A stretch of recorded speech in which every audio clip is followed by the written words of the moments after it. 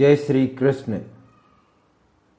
श्रीमद् भगवत गीता अध्याय 8 अक्षर ब्रह्म योग। अर्जुन ने कहा, हे पुरुषोत्तम, वह ब्रह्म क्या है, अध्यात्म क्या है, कर्म क्या है, अधिभूत नाम से क्या कहा गया है और अधिदेव किसको कहते हैं।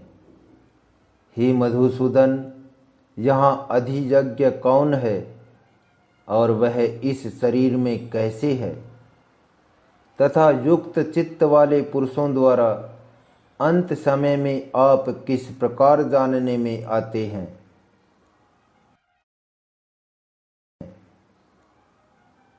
श्री भगवान ने कहा, परम अक्षर ब्रह्म है।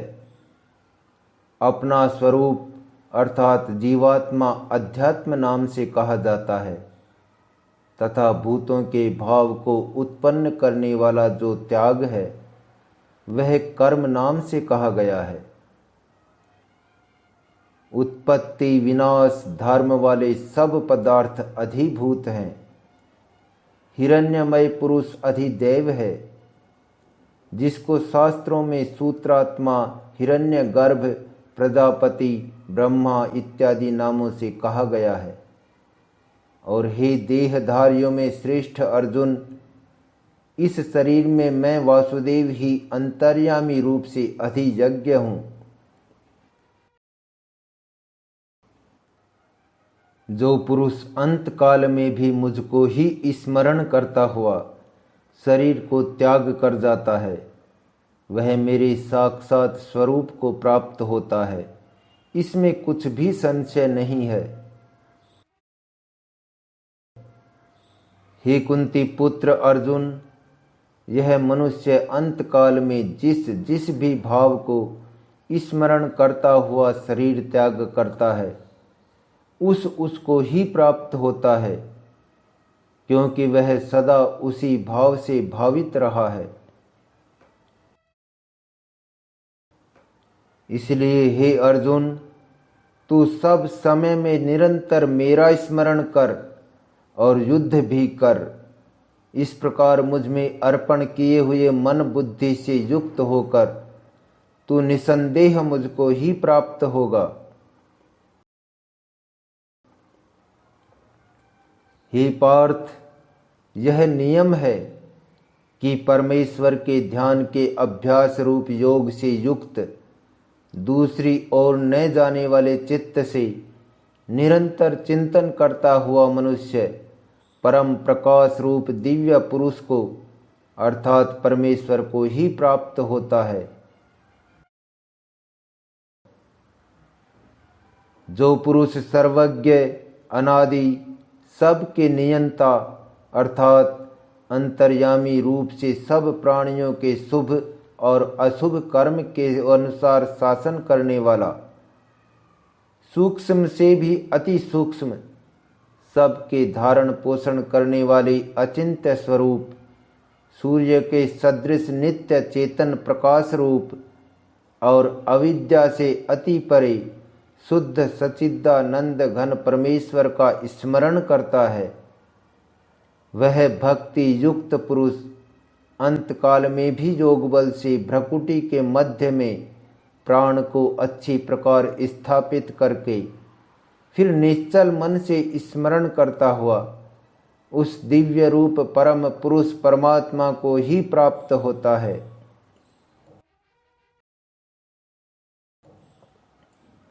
वेद के जानने वाले विद्वान जिस सच्चिदानंद घन रूप परम पद को अविनाशी कहते हैं, आसक्ति रहित यत्नशील सन्यासी महात्मा जन जिसमें प्रवेश करते हैं और जिस परम पद को चाहने वाले ब्रह्मचारी लोग ब्रह्मचर्य का आचरण करते हैं, उस परम पद को मैं तेरे लिए संक्षेप में कहूँगा।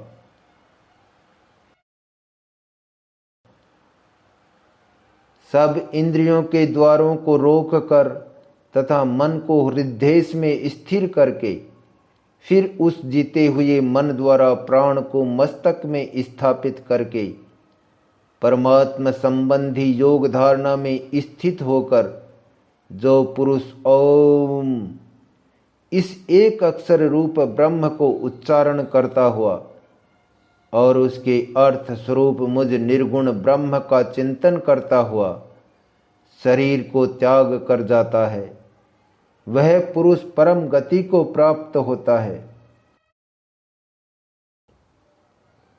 हे अर्जुन, जो पुरुष मुझ में अनन्य चित्त होकर सदा ही निरंतर मुझ पुरुषोत्तम को स्मरण करता है, उस नित्य निरंतर मुझ में युक्त हुए योगी के लिए मैं सुलभ हूँ, अर्थात उसे सहज ही प्राप्त हो जाता हूँ।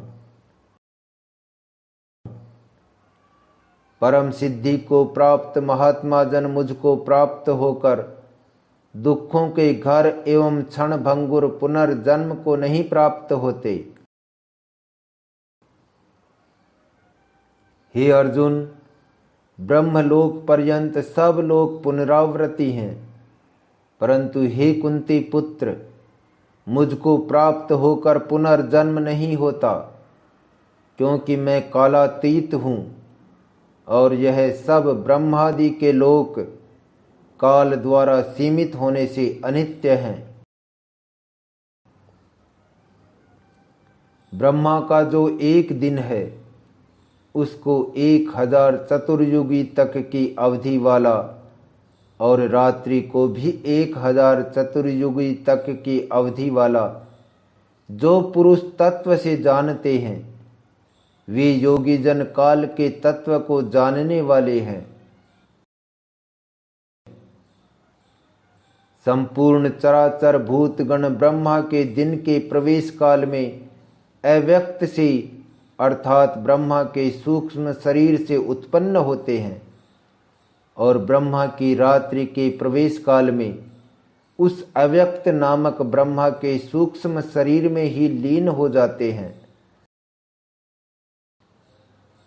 हे पार्थ, यह भूत समुदाय उत्पन्न होकर प्रकृति के वश में हुआ रात्रि के प्रवेश काल में लीन होता है और दिन के प्रवेश काल में फिर उत्पन्न होता है।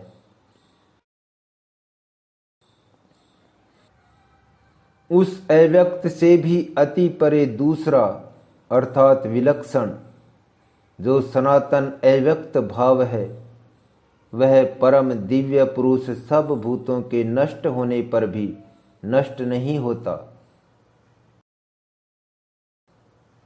जो अव्यक्त अक्षर इस नाम से कहा गया है, उसी अक्षर नामक अव्यक्त भाव को परम गति कहते हैं तथा जिस सनातन अव्यक्त भाव को प्राप्त होकर मनुष्य वापस नहीं आते, वह मेरा परम धाम है।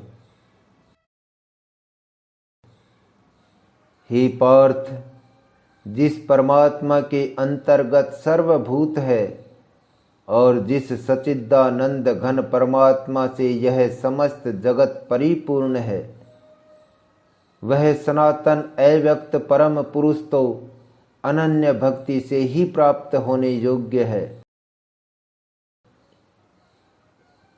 हे अर्जुन, जिस काल में शरीर त्याग कर गए हुए योगी जन तो वापस न लौटने वाली गति को और जिस काल में गए हुए वापस लौटने वाली गति को ही प्राप्त होते हैं, उस काल को अर्थात दोनों मार्गों को कहूँगा। यहाँ काल शब्द से मार्ग समझना चाहिए, क्योंकि आगे के श्लोकों में भगवान ने इसका नाम श्रुति गति ऐसा ही कहा है। जिस मार्ग में ज्योतिर्मय अग्नि अभिमानी देवता है, दिन का अभिमानी देवता है, शुक्ल पक्ष का अभिमानी देवता है और उत्तरायण के 6 महीनों का अभिमानी देवता है, उस मार्ग में मरकर गए हुए ब्रह्मवेत्ता योगीजन उपयुक्त देवताओं द्वारा क्रम से ले जाए जाकर ब्रह्म को प्राप्त होते हैं। जिस मार्ग में धूमाभिमानी देवता है, रात्रि अभिमानी देवता है तथा कृष्ण पक्ष का अभिमानी देवता है और दक्षिणायन के 6 महीनों का अभिमानी देवता है। उस मार्ग में मरकर गया हुआ सकाम कर्म करने वाला योगी उपयुक्त देवताओं द्वारा क्रम से ले गया हुआ चंद्रमा की ज्योत को प्राप्त होकर स्वर्ग में अपने शुभ कर्मों का फल भोग कर वापस आता है। क्योंकि जगत के ये 2 प्रकार के शुक्ल और कृष्ण अर्थात देवयान और पितृयान मार्ग सनातन माने गए हैं। इनमें एक द्वारा अर्थात शुक्ल मार्ग अथवा देवयान द्वारा गया हुआ योगी जिससे वापस नहीं लौटना पड़ता उस परम गति को प्राप्त होता है, और दूसरे के द्वारा अर्थात कृष्ण मार्ग अथवा पितृयान द्वारा गया हुआ कर्मयोगी फिर वापस आता है अर्थात जन्म मृत्यु को प्राप्त होता है। हे पार्थ, इस प्रकार इन दोनों मार्गों को तत्व से जानकर कोई भी योगी मोहित नहीं होता। इस कारण हे अर्जुन, तू सब काल में समबुद्धि रूप योग से युक्त हो अर्थात निरंतर मेरी प्राप्ति के लिए साधन करने वाला हो। योगी पुरुष इस रहस्य को तत्व से जानकर वेदों के पढ़ने में तथा यज्ञ तप और दान आदि के करने में जो पुण्य फल कहा है उन सब को निसंदेह उल्लंघन कर जाता है और सनातन परम पद को प्राप्त होता है।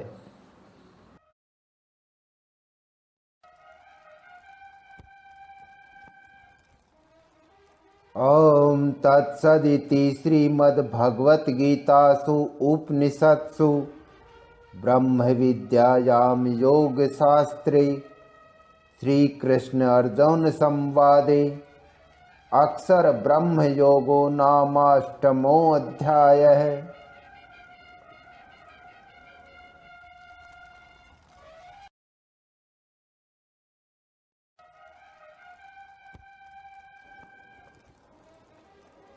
इस प्रकार उपनिषद ब्रह्म विद्या तथा योग शास्त्र रूप श्रीमद् भगवत गीता के श्री कृष्ण अर्जुन संवाद में अक्षर ब्रह्म योग नाम का 8वां अध्याय संपूर्ण हुआ।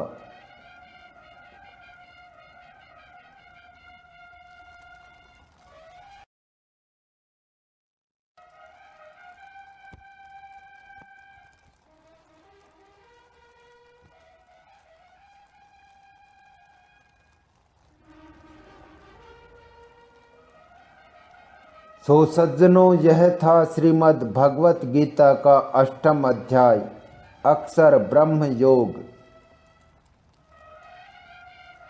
अब मैं प्रहलाद मिश्रा आपसे विदा लेता हूँ। इसके बाद हम मिलेंगे 9वें अध्याय में। जय श्री कृष्ण, जय सिया राम, जय गोपाल जी की।